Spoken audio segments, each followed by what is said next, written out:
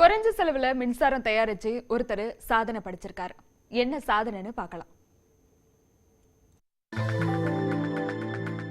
ராமநாதபுரம் மாவட்டம் ராமேஸ்வரத்தை சேர்ந்தவர் நாகநாதன்.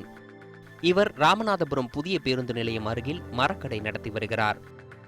10ஆம் வகுப்பு வரை மட்டுமே படித்துள்ள இவருக்கு சிறுவயது முதலே புதியதாக ஏதாவது கண்டுபிடிக்க வேண்டும் என்ற ஆவல் இருந்தது.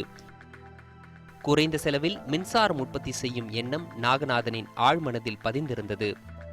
மின் மோட்டார்களை பயன்படுத்தி கடந்த 5 ஆண்டுகளாக செய்த முயற்சியின் விளைவாக தான் நினைத்தபடி குறைந்த செலவில் மின்சாரம் தயார் செய்து சாதனை படைத்துள்ளார்.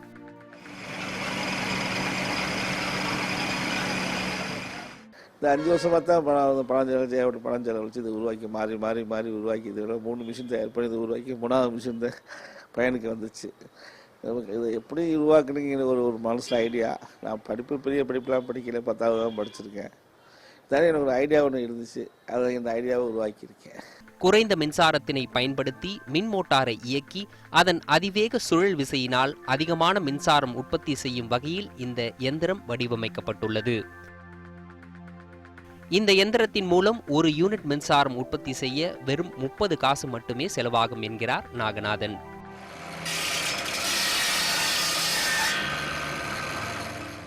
எரிபொருள் இல்லாத மின்சாரம், எரிபொருள் கிடையாது, புகை கிடையாது, அதுவாக ஓடிட்டுருக்கோம். 1500 வாட்ஸ் இபி கரண்ட் உள்ளே கொடுக்குறோம். வெளியில் வரும்போது 6000 வாட்ஸாக வெளியே வருது.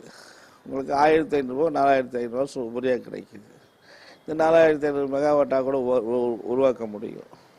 சுற்றுச்சூழலுக்கு மாசு ஏற்படாத முறையில் செயல்படும் இந்த எந்திரத்தின் மூலம் 5 கிலோவாட் முதல் 500 கிலோவாட் வரை மின்சாரத்தினை உற்பத்தி செய்து கொள்ளலாம்.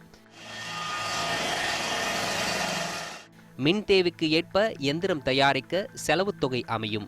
மின்சாரம் இல்லாமல் மோட்டார் மூலம் இயங்கும் வகையில் தயாரிக்கப்பட்டு வருகிறது. இதற்கு மத்திய மாநில அரசுகள் காப்புரிமை வழங்க வேண்டும் என நாகநாதன் வேண்டுகோள் விடுத்துள்ளார். எனக்கு அரசு இந்த முயற்சிக்கு பெரிய லெவலில், இந்தியா லெவலில் செய்கிறதுக்கு அரசு மத்திய அரசு மாநிலம் ஆதரவு கொடுத்தா இந்தியா முழுவதுக்குமே நான் குறைந்த செலவில் கரண்ட் வழங்க முடியும். குறைந்த செலவில் புகையில்லாத மின்சாரத்தை வழங்க முடியும். புகையில்லாத மின்சாரம் மூலம் உலக வெப்பமயத்திலிருந்து காப்பாற்றப்படலாம். நாகநாதனின் திறமைக்கு உரிய அங்கீகாரம் கிடைக்க மத்திய மாநில அரசுகள் உதவ முன்வருமா? மத்திய மாநில அரசுகள் காப்புரிமை வழங்க வேண்டும் என்பதுதான் அவருடைய கோரிக்கை. மத்திய மாநில அரசுகள் காப்புரிமை வழங்கினால் தமக்கு மிக்க மகிழ்ச்சி. இதனை உலகம் முழுவதும் எடுத்து செல்ல இருப்பதாகவும் அவர் தெரிவித்துள்ளார். ராமநாதபுரத்திலிருந்து மகேஸ்வரன், நியூஸ் 18 தமிழ்நாடு.